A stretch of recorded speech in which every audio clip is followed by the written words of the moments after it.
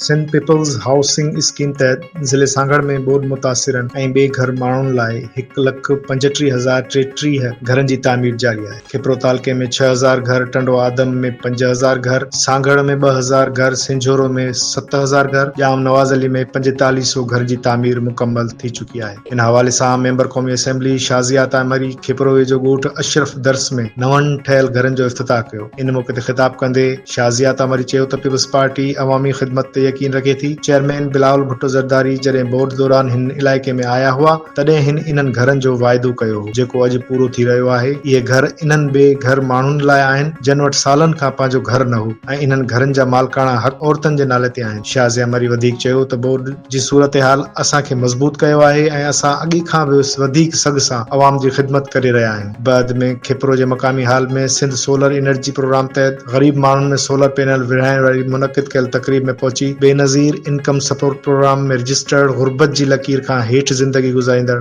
औरतुनि खे solar panel पिण ॾिना।